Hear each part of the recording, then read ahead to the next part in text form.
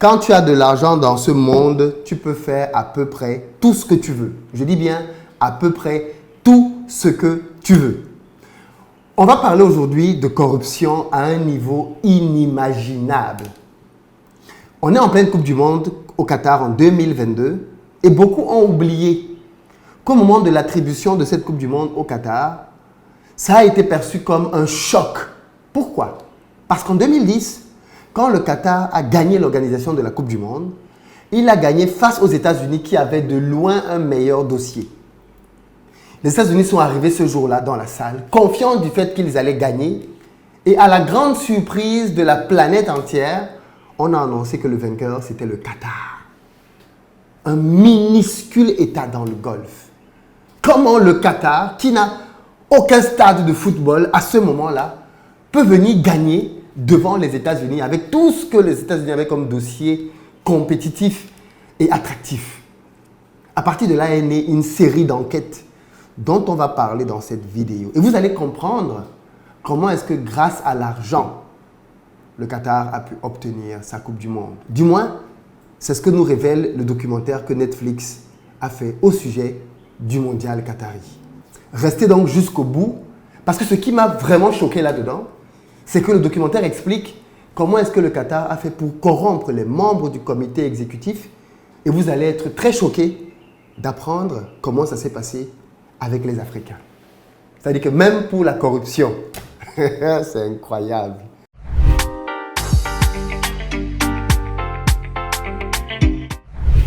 Salut à toi et bienvenue sur ma chaîne. Moi, c'est Philippe Simo. Ici, je te parle de business, de mindset, d'entrepreneuriat parce que c'est grâce à tout ça qu'on va faire émerger notre continent. Donc, si toi aussi, tu veux augmenter tes revenus, tu es au très bon endroit. Tu t'abonnes et tu actives la cloche des notifications. Pour ceux d'entre vous qui sont en Côte d'Ivoire ou qui arrivent prochainement en Côte d'Ivoire, je vous invite à nous contacter au numéro qui s'affiche afin qu'on puisse mettre à votre disposition un véhicule avec chauffeur selon votre budget pour que vous ayez un séjour sécurisé.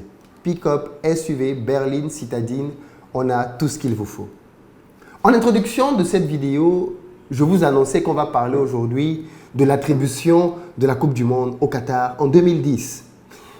Il y a un documentaire sur Netflix en 4 épisodes qui raconte la genèse finalement de la FIFA, parce qu'au final, le documentaire est basé sur la FIFA, et arrive à l'épisode du Qatar et explique donc les investigations qui ont été faites par le FBI afin de pouvoir comprendre comment le Qatar avait fait pour gagner la Coupe du Monde devant les États-Unis.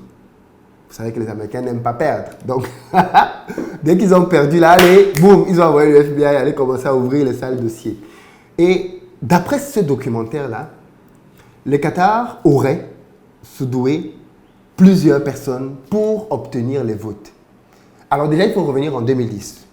La Coupe du Monde était attribuée par le comité exécutif de la FIFA, constitué de 22 délégués. Le Qatar a remporté avec 14 voix sur 22 sa Coupe du Monde.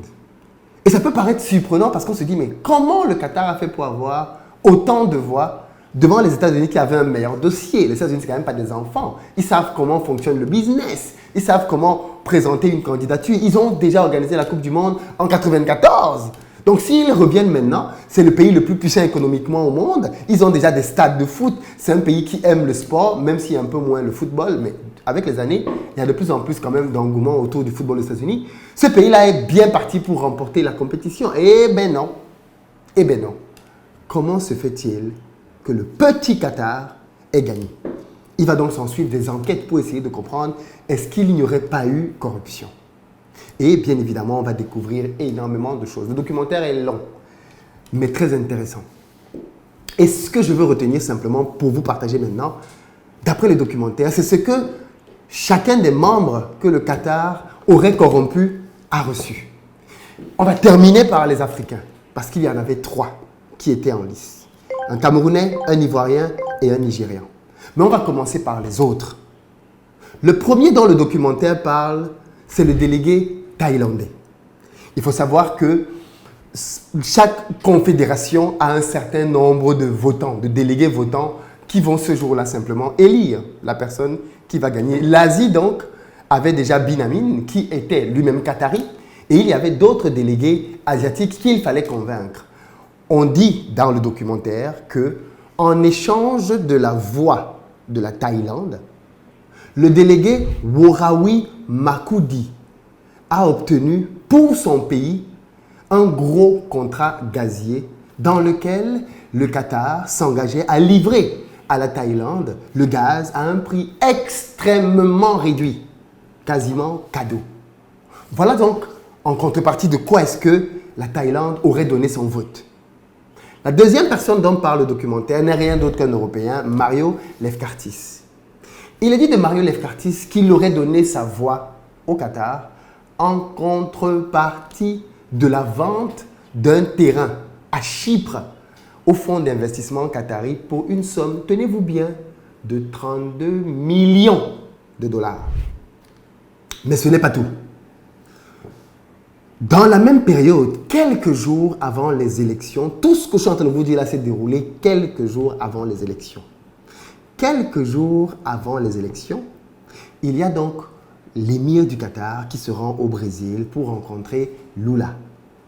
Au terme de cet échange-là, incroyable, deux principales annonces sont faites. La première, c'est qu'une ligne désormais Qatar, Argentine, Brésil va être ouverte pour la compagnie Qatar Airways, mais surtout l'entrée au capital de Petrobras du fonds d'investissement qatari. C'est-à-dire que le fonds d'investissement qatari va devoir injecter de l'argent dans Petrobras. Petrobras, pour ceux qui ne savent pas, ce n'est rien d'autre que la première compagnie brésilienne.